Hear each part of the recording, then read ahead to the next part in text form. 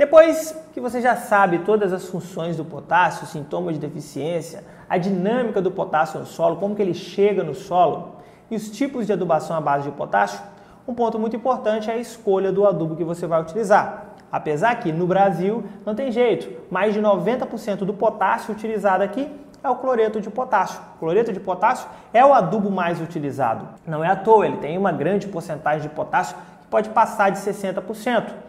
Então a unidade de potássio acaba se tornando mais barato. Novamente eu falo, não tem adubo barato no Brasil, mas em comparação com outros insumos, ele acaba se tornando mais em conta. Acontece que essa quantidade de potássio é uma boa quantidade, é uma alta porcentagem, são boas garantias e tem boa disponibilidade. Porém, é um insumo que também tem uma grande quantidade de cloro, pode chegar a quase 50% de cloro. Então, repara que a cada 100 kg de cloreto de potássio que eu utilizo, eu posso sim ter aí uma porcentagem aí que pode chegar a 60 kg de potássio, como pode chegar também a quase mais de 40 kg de cloro. Então, eu coloco uma grande quantidade de cloro quando eu coloco também esse potássio. Então, é muito importante que na hora de se fazer a adubação com cloreto de potássio, você tome algumas precauções. No geral, o que a gente tem recomendado? Que não se utilize doses maiores que 60 kg de potássio. Eu não estou falando de cloreto de potássio, estou falando do próprio potássio. Quando você converter isso para o cloreto de potássio, na hora de fazer o cálculo de adubação, você vai ver que vai chegar a quase 100 kg. Então, no geral, a gente pede que não passe muito aí de 50 a 60 kg de potássio. Por quê? Primeiro, porque se você colocar uma grande quantidade de potássio de uma única só vez, você não vai ter aquela grande quantidade de potássio disponível, por todos aqueles motivos que eu já te expliquei nesse vídeo.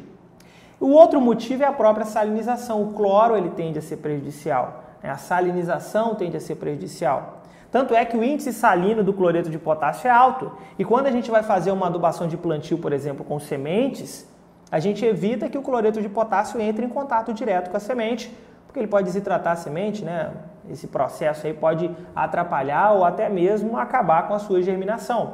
Então o cloreto de potássio ele tende a ter um índice salino alto. Ele tem muito potássio? Tem, mas no geral a gente pede que não utilize uma grande quantidade de uma única só vez e que se faça esse parcelamento. Então quando a gente fala, igual eu acabei de te explicar, sobre o cronograma anual das culturas, a gente tem que levar em consideração a quantidade que nós estamos aplicando de uma única só vez. Nós nunca recomendamos colocar doses altas de cloreto de potássio de uma única vez, por conta aí das perdas que você vai ter e por conta da salinização. Mas não é somente o cloreto de potássio que nós temos disponível, nós temos outros também. Dá só uma olhadinha nessa tabela. Essa tabela que você está vendo aí tem alguns fertilizantes que são utilizados no Brasil e eu vou estar te mostrando. O primeiro é o cloreto de potássio, como você pode perceber, ele pode ter aí 61% de potássio e pode chegar a 47% de cloro. Depois nós temos o fosfato monopotássico, com 34% de potássio, mas ele também tem uma boa quantidade de fósforo, que pode chegar a 52%. Depois nós temos o sulfato de potássio, que ele até chega a ser bem utilizado, que ele vai ter aí 50% de potássio e 18% de enxofre.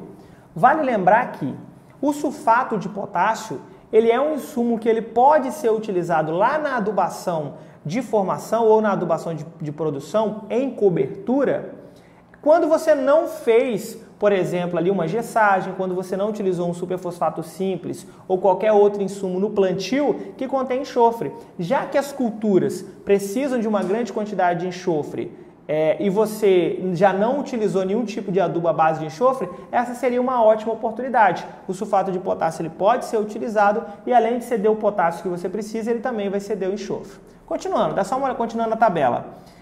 Repara que depois nós temos o hidróxido de potássio, que ele tem aí 45% de potássio, o nitrato de potássio, que ele vai ter aí 44% de potássio e 13% de nitrogênio. É um adubo interessante quando você precisa repor alguma coisa de nitrogênio. Depois nós temos outros que não são mais, são utilizados em pouca quantidade, quando utilizados, que é o tiosulfato de potássio, com 20% de potássio e ele tem 17% de enxofre. O sulfato de potássio e magnésio, que ele tem 22% de potássio, 11% de magnésio e 22% de enxofre. O salitre potássico, que já foi bem utilizado e hoje temos utilizado em pouquíssimas quantidades, que ele tem 14% de potássio, 15% de nitrogênio. E depois a nossa famosa cinza de madeira, que tem aí 5% de potássio e 2% de magnésio. No geral, A maior parte da adubação, como eu já disse anteriormente, é feita com o cloreto de potássio. Mas é muito importante que você faça essa rotatividade para que você diminua o índice salino no solo. Isso daqui é muito importante. Utilize sim sulfato de potássio, talvez para poder repor o enxofre, o nitrato de potássio para repor um pouco do nitrogênio e você diminuir um pouco o impacto da salinização que o cloreto de potássio tem.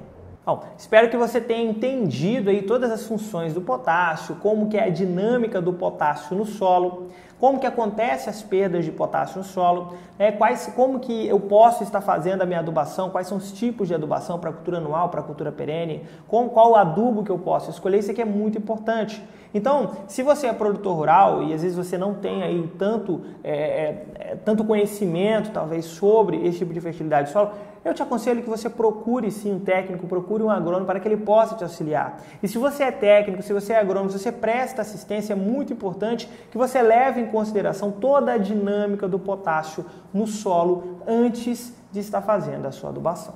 E se você chegou até aqui, é porque esse tipo de conteúdo faz muito sentido para você. E se faz sentido para você, eu quero te pedir 3 favores para que a gente consiga, então, continuar postando, trazendo cada vez mais conteúdos.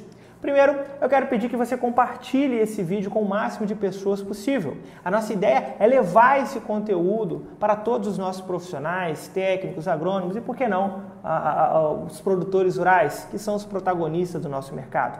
Quero te pedir também que você aí curta esse vídeo, dê o joinha aqui embaixo, que você se inscreva se você ainda não é inscrito e ative o sininho, porque toda vez que a gente posta vídeo, e eu posto vídeo semanalmente, aí cerca de 4, 5 vídeos toda semana, se você não está sendo avisado, é porque o YouTube entende que talvez você não tenha interesse nesse tipo de conteúdo. Se você ativar o sininho, o YouTube vai estar sempre te lembrando, sempre que postarmos vídeos novos.